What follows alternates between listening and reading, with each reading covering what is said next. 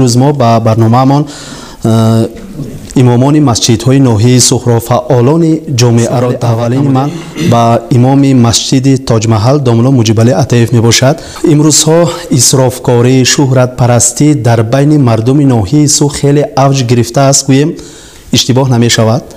میخواستیم در همین باره از نقطه نظر دین اسلام سخن میکردیم. در چند موضوع ها برای اسراف نکردن ما را تاکید میکنند. سوره اسراء اعوذ بالله من الشیطان الرجیم کلوا واشربوا ولا تسرفوا ان الله لا یحب المسرفین. خدا میگه بیاشامین، بخورین و اسراف نکنین، چون که خداوند اسراف کنندگان دوست. عروس، من یک عروس ببینید، یک عروس 100 میلیون دست است. این در کدام اساس دنیوی هم اگر اندازه میشه، در اساس دینی هم اندازه میشه. حتی در دینی میاد که و کم ترشم و بسیارشم حرام است. مادرها این ظالمتر در دنیا ما هستیم نسبت فرزند هم.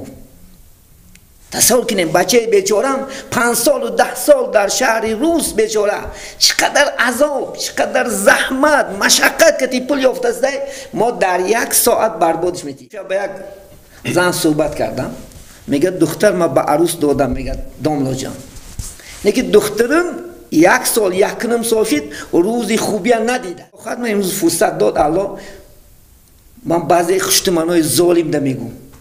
این خشتمان ها همیشه ظالم بدین که بار میکنن از کو وای کیلن همچون رابط نخوردنش در کار، نپوشتنش در کار، فقط کار کردنش در کار بوده است. حالا که خودشون هم دختر دارن. این نبینیم خودش عروس دیگه به یک زمانی که 20 سال پیش نمیخواست که خشتامانش و ظلم کنه، امروز نه که نسبت دخترها ظلم داره. فرمانبرداری پارسا کند مردی درویش را پاشا. حاضر زن فرمان ما فرمان برداریم.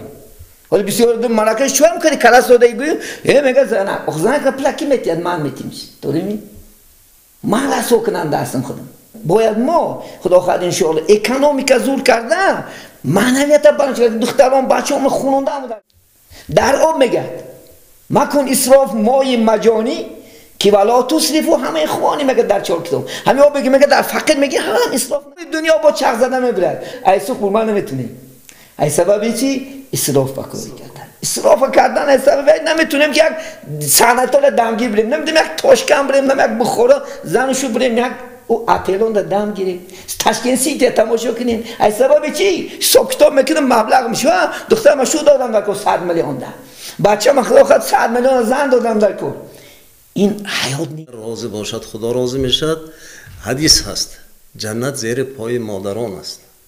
اگر مادر زیر پاشند جنت باشد، مادر دلش 1 ذره با این باشد هم آزار ندادن در کار.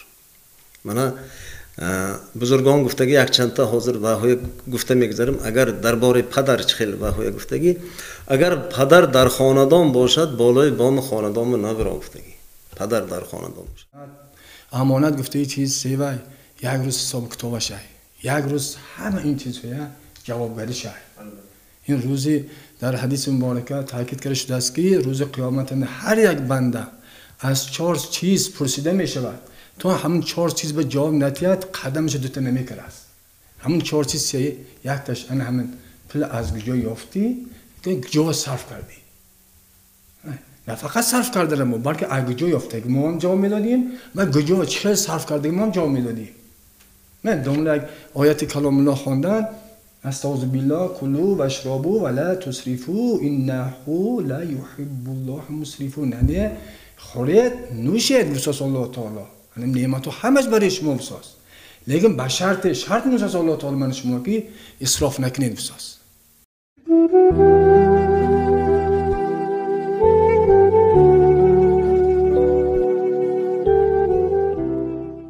السلام علیکم بینندگان عزیز، برنامه‌های تلویزیونی سخرا برنامه موضوع مهمی روز دوام می‌دهد و از نام برنامه معلوم است امروز ما درباره موضوع‌های مهمترین روز سخن می‌کنیم و البته این در اساس طلب و تکلیف شهروندان مخلصان دائمی برنامه‌های تلویزیونی سخت تهیه گردیده ایستاده است، طوری که حضرت لایق می‌گوید برای خلق بود دانی که کشتیم، برای خلق بود از خود گذشتیم، نکردیم ادعای برکمالی، سخن از خلق بود و ما نوشتیم. و باز میگم برنامه در اساس فکر و درخواست شهروندان تهیه گردیده ایستاده است و امروز ما با برنامه‌مان امامان مسجدهای ناحیه صخره فعالان جامعه را دعوت نمودیم و سوال اولین من با امام مسجد تاج محل داملا مجیب علی عطیف می باشد. امروزها اسرافکاری، شهرت پرستی در بین مردم ناحیه سو خیلی اوج گرفته است. گوییم اشتباه نمی شود؟ می خواستیم در همین باره از نقطه نظر دین اسلام سخن میکردید. بسم الله الرحمن الرحیم. به نام خدای بخشنده و بخشاینده مهربان. اما بعد السلام علیکم و رحمت الله و برکاته. السلام علیکم. اینک امروز الله سبحانه و تعالی اولا دیدار یکدیگر دیدن مناسب دید، بسیار شکرگزار باشیم. الحمدلله امروزها زمانهای خوب، زمانهای تینجی، زمانهای سیری، زمانهای پوری نهایت به درجه بالا رسید. نیک مردم از حد برآمده شدند. مردم از حد با صرفه‌کاری زیاد انشاءالله وقت صرف دارند. اسرافکاری. الله سبحانه و تعالی در قرآن عظیم شان در چند موضع ها برای اسراف نکردن ما را تاکید میکنند. سوره اسراء اعوذ بالله من الشیطان الرجیم کلوا واشربوا ولا تسرفوا ان الله لا یحب المسرفین. خدا میگه بیاشامین، بخورین و اسراف نکنین، چون که خداوند اسراف کنندگان دوست نمیدارد. مادامی که الله سبحانه و تعالی ما که اسراف کننده دوست نمیدارد، ما چگونه باید بنده الله میشده باشیم؟ با این رفتار و با این گفتار و با این شهرت پرستی، با این منمنی، با این پیشگذرکی، حتی امروز در مرکه ها ما شاهد هستیم از حد زیاد صرفه بکاری. خود نشاندهی. من عادی گیرم یک عروس ببینید، یک عروس 100 میلیون دست است. این در کدام اساس دنیوی هم اگر اندازه میشه، در اساس دینی هم اندازه میشه. حتی در دینی میاد که و کم ترشم و بسیارشم حرام است. حتی چی در خودن، چی در لباس پوشیدن، چی در ساختنی بنای خانگی، همه طرفه شریعت حدها دارد. از حد زیادش اسراف می شود. حتی پیامبر اسلام که کل اسراف حرام، حدی که اسراف می شود و حرام است. برای چی اروپا ترقی کرد؟ برای چی؟ سبب که اکونومیک کردن. رنگی ماری خدا خود اسراف های بیده نکردن. امروز باید درجه کاسموس نپرید از آدیان. ما مسلمان ها چه؟ حالی هم جنگ، حالی هم غربت، از پشتی لباس، ای پشتی چیز، ای پشتی مثلا اسراف کاری. من حیران میشم که اسلام چیزی زنده است، چیزی پیشرونده است دایم. که ما که مسلمان ها حقیقی، من بیننده اروپا حقیقی سنت عمل میکنند. 99% گم خطا نمیکنیم. در همه حالت نیکی مو مسلمان شدم در کل. ما باید که عادی خدا خواهد انشاءالله مرکه عادی مراسم ها که دیگه گذشته رفتن نکن نیکی نمیکنیم. صدها افسوس. آنان یک صدای ما را میشنین، این کار را نکنین. ما پدرها مادرها این ظالمتر در دنیا ما هستیم نسبت فرزند همون. تصور کنیم بچه بیچارم 5 سال و 10 سال در شهر روس بیچاره چقدر عذاب، چقدر زحمت، مشقت که پول یافته است، ما در 1 ساعت بربادش میتیم. 1 ساعت نه. همین شب با یک زن صحبت کردم، میگه دختر ما به عروس دادم، میگه داملا جان نگه دخترم 1 سال 1.5 سال شد روزی خوبی ندیده است. برای چی گفتم خواهر ندیده است؟ چون که اپا چی کرد؟ چیزی نو ارزنده 6 تا کورپت کرد، فلانچی انیخه کورپت کرد. هر روز میگه دختر من میگه کتک میزند خوش دامنش گریستم میاد. من میگم دختر جان صبر که حیاتم خیلی است. اساس ما چیکار کنیم؟ برای چی ما فقط چیز پرست شدیم؟ او عروس میگفتیم برای چیز؟ لیکن اسلام میگه که عروس بگی میگه برای آدابش. آداب یکم جا میستد. آداب که نباشد و عروس در کارش هم نیست. از ما آداب شه کار شه حساب نکنیم، فقط چیز لباسش چند که کرده چند که وکرد الان خیلی شهرت پرستی کرده، الان خیلی کرده عاقبت تمام اویلا و ویرومش دست است. مثلا خواری جان خدا خواهد من امروز فرصت داد الله، من بعضی خشتمانای ظالم ده میگم این خشتمانا هم خیلی ظالم بدن که بار میکنن از کو وای کیلن همچون رابط نخوردنش در کار، نپوشتنش در کار، فقط کار کردنش در کار است. حالا که خودشون هم دختر دارن. آها این نبینین خودش عروس دیگه به یک زمانی که 20 سال پیش نمیخواست که خشتامانش و ظلم کنه، امروز نه که نسبتی دخترها ظلم دارن. ای خدا نمیترسن اینا. اگر از خدا بترسد میدونین در عرفیت چی میگه؟ یعنی دل از دل آزار خدا بیزار. راست. امروز 100% دل آزاری نماز میخواند بعضش. من بعض مردهای نماز خوان نفرت کردم، بعض زنهای نماز خوان نفرت کردم که نماز خوانده نسبتی که ظلم داره. حتی من یک خانه در سیدی من نیست بینین این خشتامانه ظالم بینین بچه شاید مجبور کن میزنونده زنشه دروغ گپا زده یعنی گفت من نکرسته است، من حرمت ندارد، فلان نکرسته است، پیستان نکرسته است، وای زند این خرسان میشید است. ما کجا رفته استوشیم؟ دوملو در همینجا یک سوال پیدا می شود. ما درباره اسرافکاری با تنظیم در آوردن توی مراسم ها سالهای دراز سخن کردیم، گفتیم، مبارزه بردیم، حرکت کردیم، کمیسیه های مخصوص تشکیل کرده شدند، کارهای ترغیباتی انجام داده شدند، لیکن نتیجه رو دیده نمیتوانیم، نتیجه نیست. من برای این اصلا چی باید کرد؟ دانشمندی رو من سوال کردم و پرسیدم که چی باید کرد، گفت که معنویت رو بلند برداشتن در کار است و همین رو حرکت کردن لازم است که انسان خود رو اصلاح کرده تواند خطای خود رو وقتی که درک کرده میتواند بعد این چیز به تنظیم میدراید. شما چی میگید در این باره؟ درست است. اساسی اکثر همین از سبب بی‌علمی است. معنویت پس باشد در اونجا پیشرفت نمیشه. معنویت که پس شد، جاهلیت که غالب آمد در اون، یعنی گم که همون جاها این چیز با بلند مونده نمی شود. مثال آد دیگریم چی در کار همون قدر چیز گفته که سوال آدم مثال یک کرته 10 سال و 5 سال می پوشیم داریم یک کرته یا که حتی لباسه چند سال می پوشیم ما حاجت 15 تا 20 تا لباس کردن چی فایده گفته که سوال جواب نفرستیم چی در کار فقط شهرت پرستی شد خلاص از من برای زندگی کردن فقط مشقت کردن ما تمام حقوق زنک نداده ریشه اساسش زن حکمران شد و خانه نمیشه شیخ زده شیر شد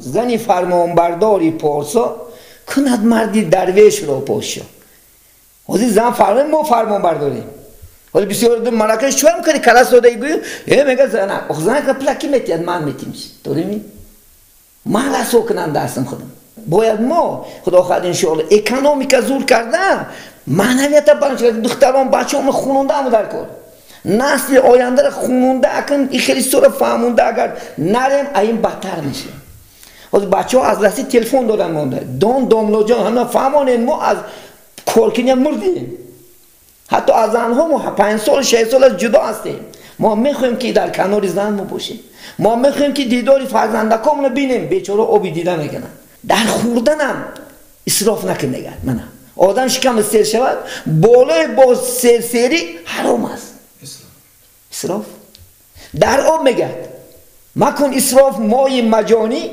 که ولا تصرفو همه خوانی میگه در 4 کتاب همه آب میگه در فقر میگه هم اسراف نکن هوای او روانش نه وقتی که ما فقر رو دیگه سر میگیریم هوا اسراف کردنش حرام گفتیم چی در من سویتم امروز گیم کی یا گاز هم امروز اسراف داریم عمرام نه اسراف داریم عمرام چه اسراف داریم نخونده استیم عمرای مثال عزیزه باید خدا خواهد معنویت کتی باید نکره سوده همین هم یک اسراف است عمرنده این لباس اسراف شه بینند شریعت میگم 1 تا لباس خریدی تا دیم کندش صبر کن همه مگه لباس کن در خونه 50 تا لباس است. اسراف نه اسراف. او اسراف همه چیز عمر اسراف شده است. اگه مردم هم بگن که بیاین بخیر بی عزیزانی منه. بیاین که بخیر بیاین آدی خدا خواهد 5 میلیون دا کلم بگیر. 5 میلیون دا خدا خواهد. من در اروپا در 5 میلیون زن و شوهر شده برفته است. حیاتی خوب، حیاتی ناز. تمام دنیا با چرخ زدن میبرد. ایسو خورما نمیتونیم. ای سببی چی؟ اسراف بکنی کردن. اسراف کردن ای سببی نمیتونیم که یک صنعتال دمگیر بریم. نمیتونیم یک تاشکم بریم، نمیتونیم یک بخوره زنشو بریم، یک او اتلون دا دم گیریم. تشکیل سیتی تماشا کنیم. ای سببی چی؟ سکتا میکنم مبلغ میشه. دختر ما شو دادم در کو 100 میلیون دا. بچه ما خدا خود 100 میلیون زن دادم در کو. این حیات نیستی. من پیامبر علیه الصلاه و السلام ببینه دخترشونه فاطمه را 5 تا چیز کتی دادنش. 5 تا چیز. هوا بر میگه کمزور بود میگه چند تا یماق داشت از خدیجه مادرش موندگی. میتونیست رسول الله صلی الله علیه و همین صحابه اگر یک دنگ میزد خدا خواهد جونش نمیدادنش برای خدمت رسول الله. یک تا کفش، یک تا آسیابی دستی بودن حضرت علی نصر پولیدنش. ببینید این سنت است. میتونیست رسول الله خدا خواهد گوشوره تیلاش بخره. میتونیست رسول الله صلی الله علیه و خیلی برای چی؟ برای ما امتا عبرت کرد. که امتای ما من حتی حضرت ابوبکر درمدن که نقشای بوریا در بدنشو گذاشته. آبی دیده شده گفت که پیغمبر بین گفتن پاشای روم بین پاشای فارس بین در بالا ملا مکه خواه. او تو در بالا خمش خیلی گفت من گفت دنیا نخواستم. من اگر دنیا میخواستم تو ابوبکر گوش که گفت انا می صفا مرد یک تا دعا کنم خدا من تیلا کرم اتیا. نکی برای ما عبرت کرده برفتن که همچنان زندگی کنین. نکی ما امروز امت های حد برمدین. نکنین این چیزا باید نکن همه من دختر من تکتیم. من دختر من خدا خواهد همه خیلی نمونه عبرت نکی کار در خود زن در نکنه دیگه کس نزنش. مقصد من دختر من تکتیم او دمگه عبرت میشه. من نمیگذشت هستم. بعد دیگه گپی من هیچ جا تاثیر نمیکنه، هیچ جا نمیگذره. آدما کرده هستن آخی. یا که گفت که من پدرم مرد من 20 30 40 50 کسام بعد من 20 نه 40 نه 30 نه همش حرام اسراف بکاری گمو خودم بکنمش. دیگه روتسیا. تو خودت کاریشو. این گپ نگو میگه جوندا. ما نمونه عبرت عالم شدیم در کار کنیم خدا ان شاء الله. اولا علم برای چی داد خدا؟ عمل کردن. من بگم خودم در عیبم باشه و گپ تاثیر نمیکنه. باید که ما انشان عبرت شیم. باید اسراف نکنیم. عزیزانی من مردم که صدای ما را میشنین التماس به التماس خدا خواهد حیات خوشرو برین. حیات زیبا بر. حیات 2 روزه است 4 روزه است 4 تا 20. برای چی 4 روزش میگن 20 40 60 80 تمام ما کمر داریم. همین عمرم بخرسندی بشیرینی. خدا ما ظلم نکنه ظالم نیست. خدا که ما ظلم میکنه ما مجبور نکنه ساده. ما گفتی شیطان در دور هستیم. چون خدا سوره اسلام میگه که ان المسرفین و اسراف کننده اینا برادران شیطان هستند. از خدا ترسیم ان شاء الله. خدا خواهد ترسیده کار کنیم که الله خدا خواهد در غضبش نگیره ما شما را. الله خدا خواهد جزا مونت خدا. این اسراف ها همش جزا دارد. ولی میگن در شوروی ها موی سفیدا از لباس میترسید اسراف کردنش. از نان میادن در چشمکاشو میمالیدن. چون که میفتن ما دیدیم با چشمامو که آدم ها نان گفتن مردن. دیدیم که آدم ها با یک تا لباس چند آدم خاندار شده برفت میترسیدن. حاضر ما چی ما عموما ترس نداریم. الحمدلله زمانی سری پری نکی ای حد نگذاریم. هر چیزی رو حدی اعلی است از حد گذرد رسوا شود عزیزان من. رحمت دومولی عزیز البته در بالا سخنهای خوب گفتید و ذکر نمودید که اگر از عمر عاقلانه استفاده نبریم عمر را بیهوده گذرانیم همین اسرافکاری به شمار میره. حضرت لایق میگوید که اگر از عمر از روزهای گذشته ایستاده از وقتی رفته ایستاده حق خیش را حق خود را ستانیدن نتوانیم روزها چون قاتل ما میگذرند. واقعا هم از هر یک لحظه عمر حق خود را ستانیدن لازم است. عاقلانه و ثمرناک استفاده بردن لازم است و برای این البته ما جوانان را در راه درست تربیت کردنمان لازم است. برای آنکه جوانان فردا خطای ما را تکرار نکنند آنها را تربیت کردن لازم است. آنها آینده به اسرافکاری دست نزنند. آنها را از امروز در راه درست تربیت کردنمان خیلی مهم می باشد و حالا ما رو می آوریم با امام مسجد سلطان محمود غزنوی داملو محمد شادی محمد قلب.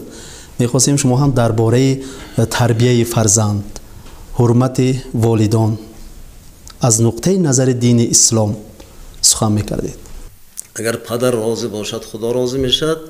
حدیث هست جنت زیر پای مادران است. اگر مادر زیر پاشند جنت باشد، مادر دلش یک ذره با این باشد هم آزار ندادن در کار. من بزرگان گفتگی یک چند تا حاضر وحای گفته میگذارم. اگر درباره پدر خیلی وحای گفتگی، اگر پدر در خاندان باشد بالای بام خاندان نبرا گفتگی. پدر در خاندان باشد، اگر خواننده باشی پدر در آمده بیاد از جات خسته حرمت که تعظیم کن پدرت به سلام ته جای خالی کرده پدرت به جا نشان ته. کورپچه نباشد کورپچه انداز جا نشان ته. اگر پدرت که همراه یک جا برسودگی باشید پدرت اپشتش را گرد، پیش پدر به برآمده راه نگرد. از پدرت زیرکگی جای زیر نکن گفتگی بزرگان همه خیلی بشم. اگر پدر برای فرزند یگان میراث نموندگی باشد هم با اینکه حرمت پدر پس ندانستن در کار. قاعده خوب است وقتی که بیمار به شفاکار مراجعت میکند درباره مثلا بلند شدن فشار خون یا پست شدن فشار خون یا اینکه تب لرزه، شفاکار پیش از همه عامل اساسی بیماری را میآموزد. از چه سبب مثلا فشار خود بلند شد. حاضر شما در بالا تاکید کرده گذاشتید که امروز در بین جوانان یافت میشن آنهایی که پدر و مادر را احترام نمیکنند. اساس این در چیست؟ برای چی؟ همین طور کیها عیب دارند؟ عیب را از کی باید جست؟ این حاضر برافزودگی همون جمعیت مانده شده استادگی جوانهای ویرشون تاثیر همون بیرونی قواهای بیرونی البته چون که وای قواهای بیرونی اسلام هم تو بیرون سیاه کردن نمیتونن. اسلام و ها باید که برای ویران کردن درونش ویران کنن. یکمن درون ویران کردن این مکتب عائله ویران کردن. حرمت پدر و مادر مابین فرزند و پدر و مادر ویران کنن اگر و هم مقصدشون میرسن. یکم و های نیت خوشون چخیل پدر مادر عائله و با زد برادرگر دماغ و یا رویش طور براساس و ها همه خیلی میخوانن و های پدر مادر درجه دویم میدونن و حالا که پیغمبر صلی الله علیه و سلم یک چند تا حدیث خونده گفته گذشتگی رضاگی پدر مادر این به نهایت اسلام مهم است. تا پدر راضی نباشد تا مادر راضی نباشد. پدر مادر اگر راضی نباشد 100 سال سرش سجده مونده عبادت کردم عبادتش ان شاء الله الله قبول نمی‌کنه. البته واقعا هم احترام پدر و مادر بجا ماندن حرمت و احترام پدر و مادر این وظیفه اولین درجه فرزند به شمار می رود و اگر تحلیل کرده بینیم همه کار عموما پیشروی، آبادگری، بنیادکاری، ترقیات همه‌اش به تعلیم و تربیت وابسته است.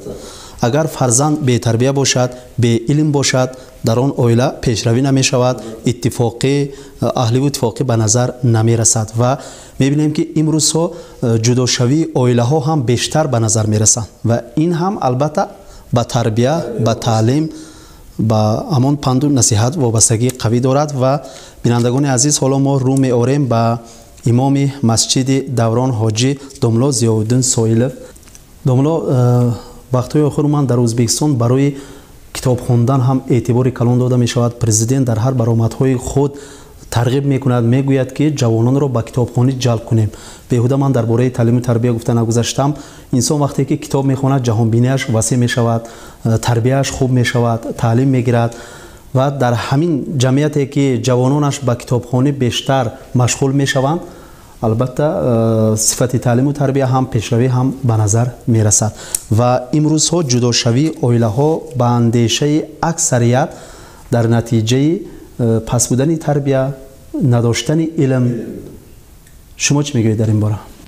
اولا باره حمد و ثنا به پروردگار جمله جهانیان، درود و صلوات به رسول خدا محمد مصطفی صلی الله علیه و سلم که من شما در یک زمانه در یک مملکت حیات بسر برده سادیم که در این جمعیت ما در این مملکت ما تینجی، آرامی، آسایشتگی برقرار شده ساده است. البته انا همین تینجی، آرامی، آسایشتگی خلقومی، فراوانی خلقومی این یک نعمت الله تعالی قبول کرد گرفتن ما در کار. نعمت الله تعالی شدن از نعمت الله تعالی همش برای من شما امانت گفته ای چیز سیوای یک روز حساب کتاب شای، یک روز همه این چیزها جوابگری شای.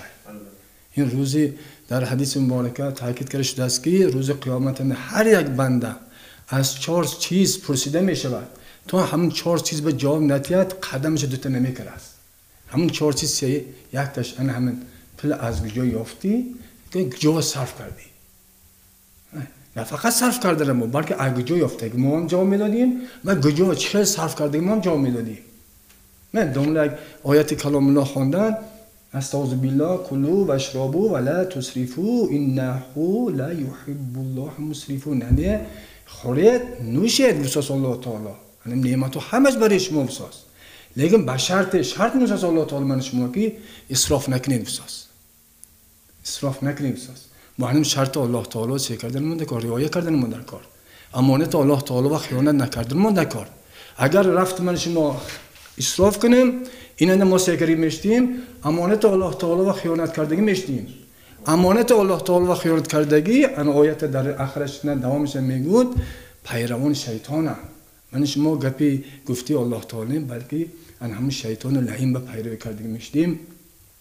اگر دیگه من حالا درباره خواندن در فرابای طلب علم سوال گفتید گپ گفتید در حقیقت یکم من قرب 7000 آیت نازل شدگی برای من شما برای مسلمان ها یکم نازل شدگی آیت هر یک الله تعالی نعمتش، هر یک الله تعالی وحیش، هر یک الله تعالی کلامش، هر یک الله تعالی آیتش، حکمتش، سببش.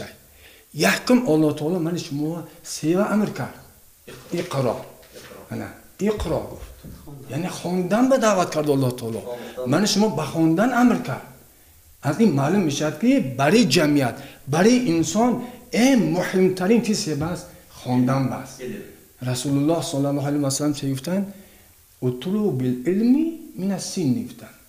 یعنی شما گفتن علم را از سین، یعنی از دولتی مختوی میگیم حاضر از چین باسم رفته طلب علم کنید گفتن. اون حالا بعضا علم گفتم از فقط علم اخروی در نظر میدارم. نه، علم دنیاوی هم علم اخروی هم همش علم الله تعالی.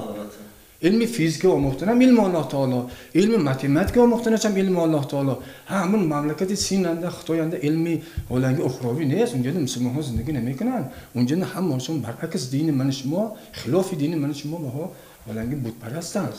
اونجا نه فقط علم بت پرستی های. دیدید رسول الله صلی الله علیه و سلم همون علمی دنیاوی در نظر داشته گفتن که از خدای باشم رفته سکنید علم آموزید گفتن. ولی همین یکم وظیفه جمعیت من شما، یکم وظیفه پدر مادر باید که فرزندان سکنن صاحب علم معرفت کنن. دوی من این موضوع مهم اجتماعی امروزی من شما هم سوال حاضر به میان آوردید. این هم باشد من همین جدا شدن عامله ها.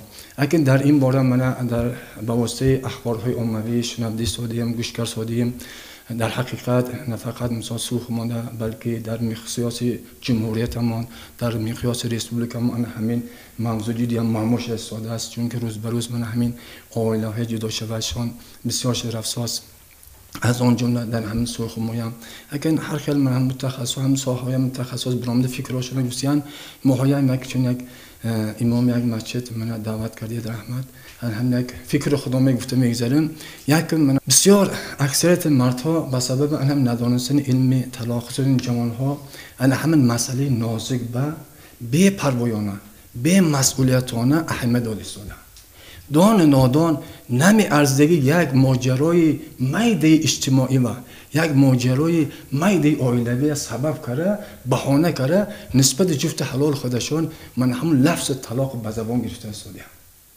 هر یک شخص مؤمن مسلمان نقض یک دانسته گرفتنش لازم که وقتی که شوهر نسبت جفت حلال خودش من همین لفظ طلاق را به زبان میگیرد نکاح وحا بیکار میشه. زن شوهر یادگارش بیگانه شده میمونه. اکنون ماها یک جای زندگی کردن حقشون نمیمونه. شریعت اسلام من هم لفظ طلاق در آخرین چاره به زبان گرفتن را جاری کرده است. همه چارهش میبینیم آخر نشدمی سوانی یک گناه کبیره کردمی حالانکه همون طلاق لفظش گرفتم رخصت‌دهی شریعت هم حالانکه علم طلاق این یک کتابین اینا یک آموختن کار سنجیدن کار این در سه طلاق و قم طلاق و طلاق این گناه کبیره این گناه وزمینی. در همینجا باز یک سوال پیدا می شود. من بسیار میشنویم یا گواه شده ایستادیم که بعضا اویله ها مجبورن جدا شده ایستادن. مثلا پدر و مادر داماد یا اینکه پدر و مادر عروس به حیات آنها دخل میکنند، مجبور میکنند برای جدا شوی. این واقعه ها رو بسیار شنیده ایستادیم. از نقطه نظر شریعت و دین اسلام در همین باره چی گفتنی هستی شما؟ آیا این گناه هست برای؟ سوال خوب شد. اینا بسیار به نمام شوخی دسته یا مثال زنگ زده افتادن که پدرم منو مجبور داره یا که مادرم منو مجبور داره که یعنی سرته یا منو میگه. از این نقطه نظر شریعت پدر و مادر حکمش نمیگذرد. لا طاعت لمخلوقین فی معصیت الخالق گفتگی خود است، یعنی اطاعت کردن نمیشود با مخلوق نزد الله گناهگار شدگینده. چخلی که نفتن بدترین حلالا نزد خود طلاق بدن بعد پدر و مادر حق نداره که فرزنداش نشکو کنه مجبورن طلاق کنه. من گفتنی هستم کدام پدر و مادر اگر فرزند مجبور کند سرکشی کند آقش کند نمیگذرد. آقش سبب که امروز اندک صاحب بهانه کرده مجبور عروسا از خونهاشو دور کرده زودیان. حقوقی پدر مادر چی است؟ خدمت نکند، کارش نکند، نامه کند و نکین حق ندارد که مثل و داخل داشته و جواب شده گومش کو مجبور کردن گناهکار نشه نزد الله. بچه عزیز کسایی که صدای مشنوید اگر پدر مادری کارم مجبور میکند شما سرکشی کنید ان شاء الله. خدا خواهد اطاعت نکنید. اگر گوید که من درستم با بعضی میگن من شیری دادگیم در راضی نیست فلان هیچ وقت حکمش نمیگذره به مادر پدر. برعکس پدر و مادر نزد الله جوابگر میشد روز قیامت. نه یاد نبرد پدر و مادر عزیز ندارین دخل دار نشین. خدا خواهد شما تربیه کننده هستی. شما خودم با شما کلانو تربیه نکنیم کی باید تربیه میکند؟ ختم دینا تو دینا عروس بدیختم خواهد میخوای که از شو جدا شی نمیخوای و هم بیچاره نمیخواد از شوهر جدا شو نکی کاری عادی کاری من نمیکند فلان میکند پسوتا دخل دار شده گناهگارم نشو نزد الله نزد الله جوابگر میشه. بریم این اطاعت نکنید بچه‌های عزیز. رحمت البته تکرار شود هم باز میگوییم که جمعیت همان وقت پیش می رود بدعت ها همان وقت تماما برهم مییابند که انسان خود را اصلاح کرده تواند. باور داریم که از این صحبت ما تماشابینان خلاصه های ضروری برآوردن همه خود را برای پیشرفت جمعیت برای آینده با موفقیت های زیاد نایل شدن فرزندانمان خود را اصلاح میکنیم. سلامت باشید.